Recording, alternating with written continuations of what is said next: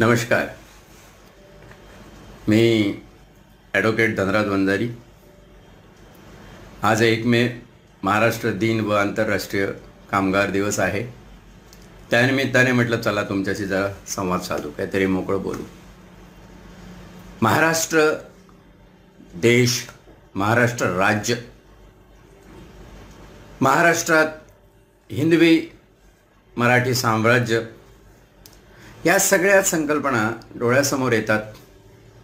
आपण महाराष्ट्र दिन म्हटलं की नेमकं काय आहे महाराष्ट्राचं, असं वैशिष्ट्य काय आहे?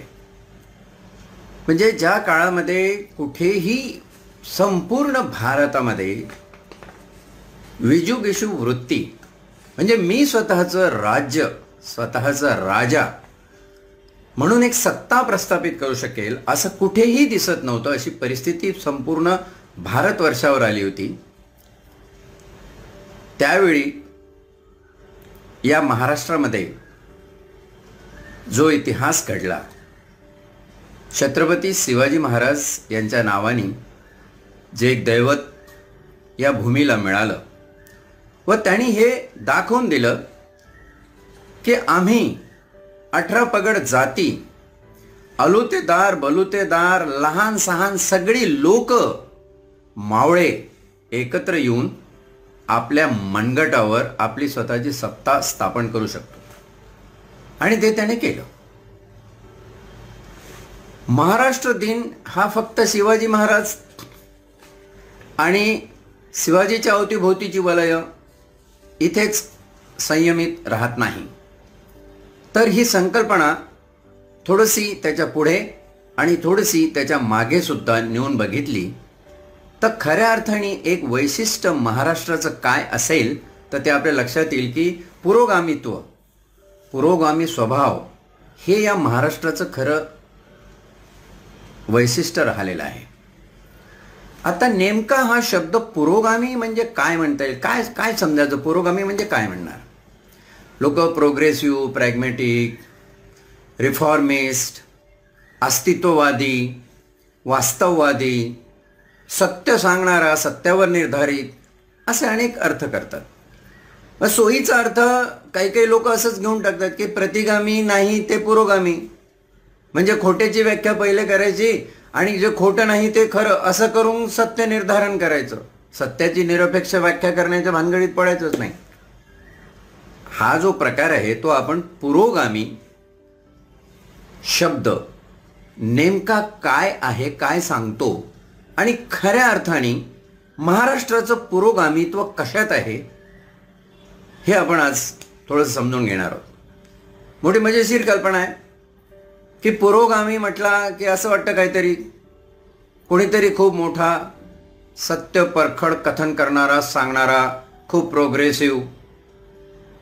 आणि हल्लीच्या काळात पुरोगामी होणं म्हणजे गुन्हा झाला की काय अशी परिस्थिती आहे. कारण पुरोगामी हा प्रतिगाम्याचा विरोधक समजला जातो विनाकारण. प्रतिगाम्यांना असं वाटतं की आमच्या सगळ्या अर्थसत्तेवर, आमच्या धर्मसत्तेवर, आमच्या राज्यसत्तेवर हे लोक घाला घालत आहे. पण हे लोक असा काही घाला घालत नाही. हे उलट तुम्हाला एक दृष्टी देतात, एक दृष्टिकोन देतात. जीवनाकडे, स्वतःकडे वास्तववादी, अस्तित्ववादी नजरेने मानवाला बघण्याचा एक दृष्टिकोन देतात. असा दृष्टिकोन जर या महाराष्ट्रात सर्वप्रथम कोणी दिला असेल, अतिशय विपरीत अशा धर्मांध परिस्थितीमध्ये प्रतिगाम्यांचा विरोध पत्करून स्वतःच्या जीवाचं बलिदान देऊन जर कोणी दिला असेल तर मला वाटतं संत ज्ञानेश्वरांनी दिला. कारण पुरोगामित्व हा शब्दच मुळात संत प्रवृत्तीबरोबर जातो. संत तसं पाहायला गेलं तर कोण होते हो? ज्ञानेश्वरापासून अगदी संत गाडगे बाबापर्यंत जर तुम्ही इतिहास बघितला तर संत ते होते ज्यांनी जसं आहे तसं वास्तववादी जीवन तुमच्यासमोर ठेवलं आणि तुम्हाला सांगितलं. कधी कधी मोठी कमाल वाटते की त्यांनी विज्ञानाचे सुद्धा दाखले तुम्हाला दिलेले आहेत.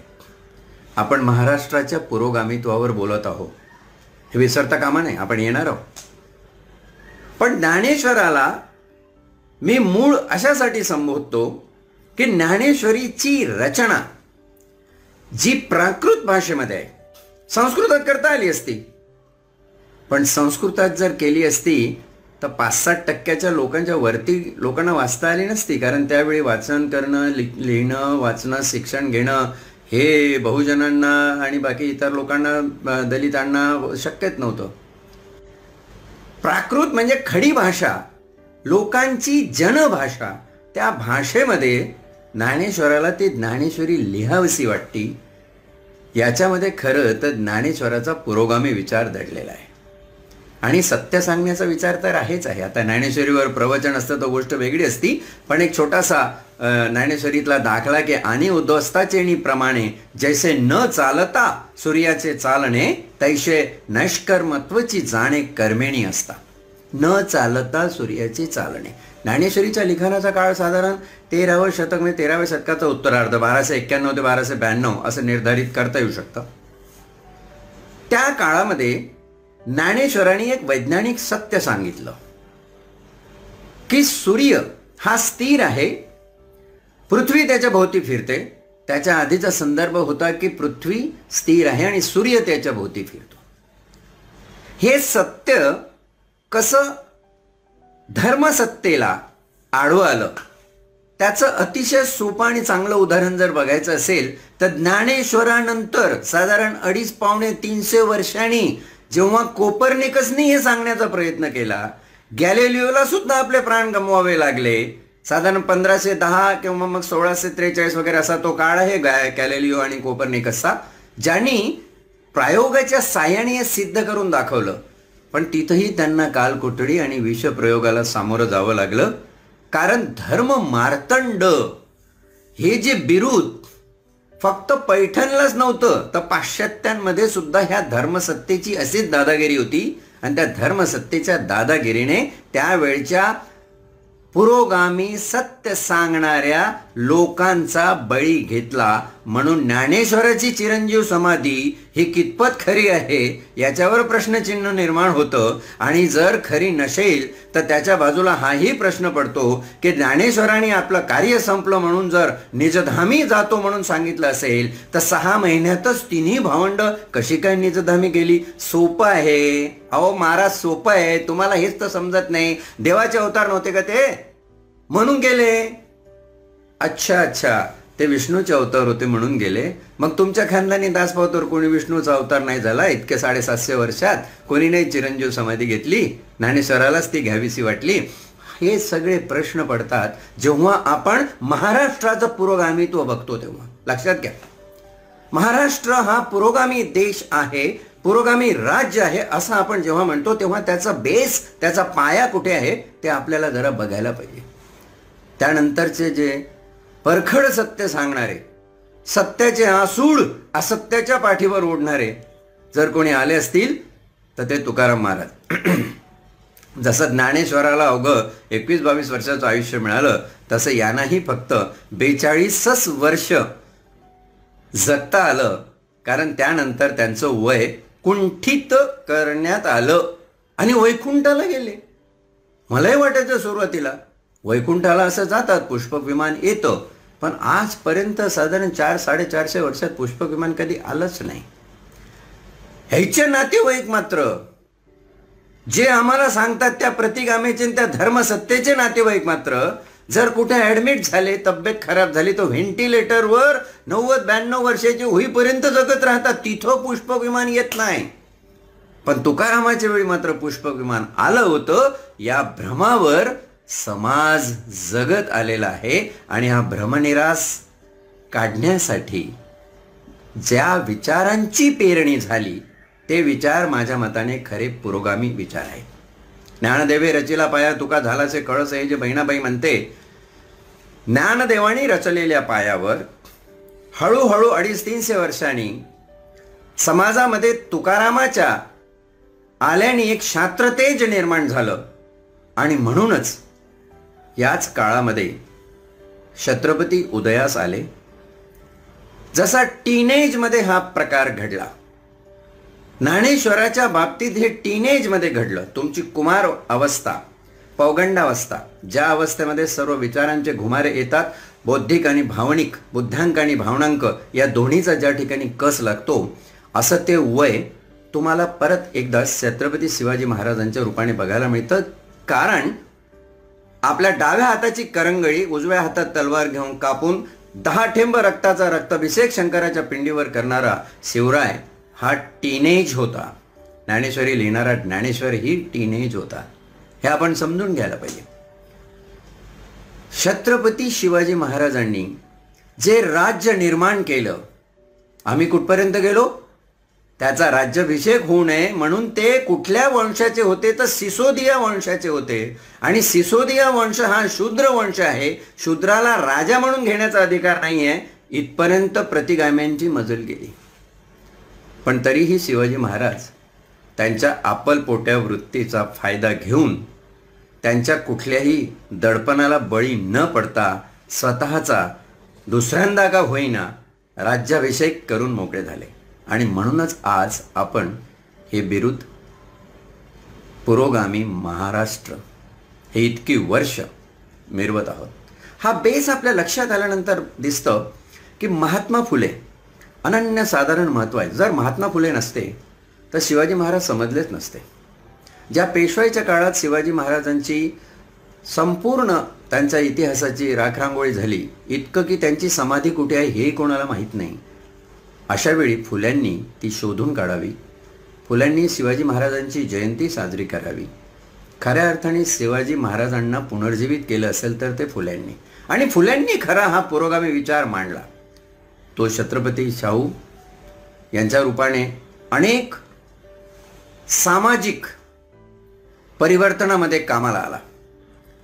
छत्रपती शाहूंनी राज्यकारभार आणि समाजकारण यांची सांगड घालत एक पुरोगामी विचारांचा असा आदर्श या महाराष्ट्राला दिला की जो आपल्याला नाकारता येत नाही. आणि त्यानंतर हे कार्य खऱ्या अर्थाने जर कोणी सिद्धीस नेलं असेल, न्यायिक पद्धतीने कोणी सिद्धीस नेलं असेल, तर ते नेलं भारतरत्न डॉक्टर बाबासाहेब आंबेडकरांनी. त्यांनी सांगितलं की पुरोगामित्व म्हणजे केवळ प्रतिगाम्यांचा विरोध नव्हे. प्रतिगाम्यांची जी षडयंत्री लॉबी आहे, ज्याच्यामध्ये सर्व समाज आजपर्यंत भरकटला गेला, किंबहुना जात व्यवस्था, धर्म व्यवस्था, पंथ संप्रदाय, संघ व्यवस्था, हे सगळं एक अर्थकारणाभोवती फिरणारं षडयंत्र आहे. राज्यसत्तेला नेहमी धर्मसत्ता आपल्या अंकुशाखाली ठेवू पाहते. धर्मसत्तेला नेहमी अर्थसत्ता आपल्या अंकुशासाठी वापरून घेते.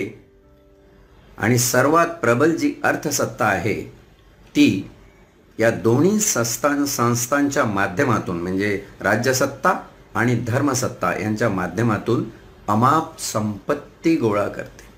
या माणसाच्या सगळ्या दुःखाची, सगळ्या इथल्या प्रचलित अन्याय करणाऱ्या प्रथांची पाळमुळं जर कशात असेल तर ती अर्थकारणामध्ये आहे. आणि म्हणून आर्थिक समता, बंधुता हा जो कन्सेप्ट आहे बाबासाहेबांनी दिला आहे, सामाजिक न्याय, स्वतंत्र मनाने विचार मांडण्याची मुभा, या ज्या सगळ्या तुम्ही गोष्टी बघितल्या तर तुम्हाला इथे परत एकदा आपले महाराष्ट्रातले सगळे संत, महाराष्ट्राच्या बाहेर गेलं तर आपण कबीरापर्यंतही जाऊ शकतो, संतांनी मुळात हेच काम केलं. म्हणून मी नेहमी सांगत असतो एका वाक्यात, संतांची व्याख्या करायची. कोण संत? कोणतं कोणाला म्हणायचं? सत्याचा पाहू जाई अंत ते खरे संत. आता सत्याचा अंत पाहणे म्हणजे आपोआप असत्याच्या वरती प्रहार करणे झालं. मग तो प्रहार तेव्हाच्या ज्ञानेश्वरांनी केलेला असो, तुकारामांनी केलेला असो, छत्रपती शिवरायाने अगदी त्याच्या मानगुटीवर आपली तलवार ठेवून केला असो, छत्रपती शाहूंनी समाजात राबवला असो, ज्ञानेश्वरांनी घटनेत प्रवर्तित केला असो तोच खरा पुरोगामी विचार म्हटला पाहिजे. आणि हे पुरोगामी तो मांडत असताना, सत्याचा शोध घेत असताना, फुल्यांनी तर सत्य शोधकता हे कसं बिरुद महत्वाचं आहे हे फार चांगल्या रीतीने समजावून सांगितलेलं आहे. सत्याचा शोध घेत असताना जे जे काही अनिष्ट आहे ते जर पुढे आलं तर आपलं कसं होईल, ही भीती सतत प्रतिगाम्यांच्या मनामध्ये असते, धर्मशक्तीच्या मनामध्ये असते. म्हणून ज्या पैठणच्या धर्ममार्तंडांनी ज्ञानेश्वरावर फतवा बजावला की तुला शुद्धीपत्र घ्यायला पाहिजे, तेही शुद्धीपत्र या अटीवर घ्यायला पाहिजे की तुम्ही निर्वंश व्हायला पाहिजे, तुम्ही तुमचा वंश जर पुढे चालवला तर संन्यासाची मुलं म्हणून आमचा मानव वंश बाटेल, म्हणून तुम्ही वंश चालवू शकत नाही. हे असे जे फतवे होते, हे फतवे मुळात तुम्हाला नामशेष करणारेच होते. फुल्यांच्या काळातही त्यांच्यावर तसे अन्याय झाले. हे सगळे संत अल्पायुष्य का झाले? 52व्या वर्षी छत्रपती मृत्युमुखी पडतात. एक राजा, त्याचं इतका जाज्वल कीर्ती उजळ केलेला राजा, 52 वर्ष त्याचं वय असावं का? कुठेतरी आपल्याला प्रश्न पडतो की रे नाही, काहीतरी इथे भानगड आहे, काहीतरी प्रॉब्लेम आहे.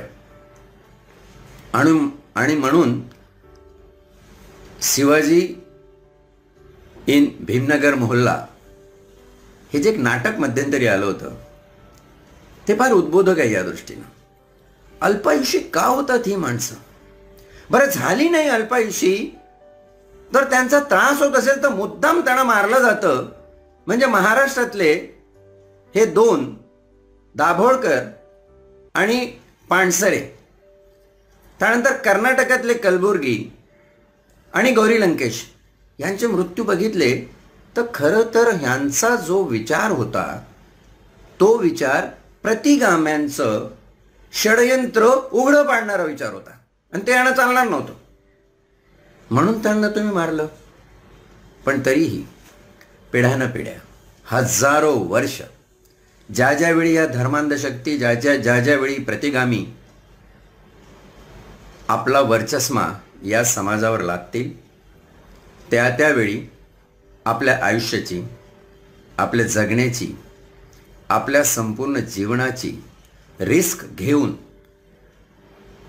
सत्य सांगणारे मात्र सांगत राहतील. ते ज्या भूमीत उगवतात ती भूमी म्हणजे ही महाराष्ट्राची भूमी आहे.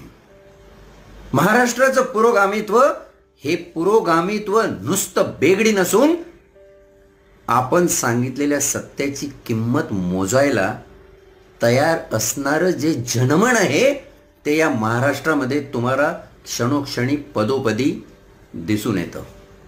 आणि हेच खरं महाराष्ट्राचं पुरोगामित्व आहे. मला वाटतं आज आपण महाराष्ट्र दिन हा खऱ्या अर्थाने साजरा करायचा असेल तर महाराष्ट्रातलं पुरोगामित्व लक्षात घेतलं पाहिजे. ज्या महापुरुषांनी यासाठी कष्ट उपसले, ज्या कोणी सत्य निक्षून सांगण्यासाठी आपल्या जीवाची आहुती दिली, त्यांचंही स्मरण केलं पाहिजे. महाराष्ट्र दिन आंतरराष्ट्रीय कामगार दिन म्हणून ओळखला जातो. त्यामध्ये कामगाराच्या कल्याणाचे कायदे ज्या डॉक्टर बाबासाहेब आंबेडकरांनी केले त्यांना तर आपण विसरू शकत नाही. परंतु महाराष्ट्र दिन हा नुसतं एक उत्सव, एक मजा, ढोल ताशे, वेगवेगळे पेहराव आणि मिरवणुका यापुरता सीमित राहू नये. तर महाराष्ट्र दिन हा एक पुरोगामी विचारांचा जागर करण्याचा दिवस आहे असं समजावं. व ज्या ज्या लोकांनी सक्षमपणे अप्रत्यक्ष किंवा प्रत्यक्षरित्या हे पुरोगामित्व जपण्यासाठी आपल्या प्राणांची आहुती दिली, मला वाटते त्यांचं स्मरण करणं म्हणजे खऱ्या अर्थाने महाराष्ट्र दिन साजरा करणं असं मला वाटतं. माझी मनापासून कळकळीची अशी एक विनंती आहे तुम्हा सर्वांना. जे जे लोक आज ऐकतायत, जे जे लोक या लाईव्ह फेसबुकमध्ये माझ्याबरोबर जोडलेले आहेत, आपण माझ्यावर असंच प्रेम दाखवता मन अगदी भरून येतं. खूप सुंदर छान कॉमेंट्स तुम्हा लोकांचे असतात. तशा आजच्या या विषयावर जो तुम्ही मला कॉमेंट पाठवाल याची पूर्ण शाश्वती आहे. आपण असंच भेटत राहू. कधीतरी एखादं प्रवचन ज्ञानेश्वरीवर, कधीतरी एखादा अध्याय तुकारामाचा, कधीतरी एखादी ओवी नामदेवाची. असा हा प्रवास आपण करणार आहोत. संत साहित्य परिषदेच्या पार्श्वभूमीवर जे माझं भाषण झालेलं होतं त्याच्यावर अनेक टीका टिप्पणी आल्यात. परंतु सरतेशेवटी काही गोष्टींचा विजय तिथेही झाला की सत्याचा पाहू जाई अंत, तेच खरे संत. ही जी संतांची एक नवीन परिभाषा या प्रगाढ परंपरा लागलेल्या महाराष्ट्राला आपण देण्याचा मनापासून प्रयत्न करूया आणि पुरोगामित्व या महाराष्ट्राचं आपल्या प्राणपणाने जपूया. सर्वांना त्यासाठी परमेश्वर शक्ती देवो, बळ देवो अशी अपेक्षा करतो व इथेच थांबतो. धन्यवाद.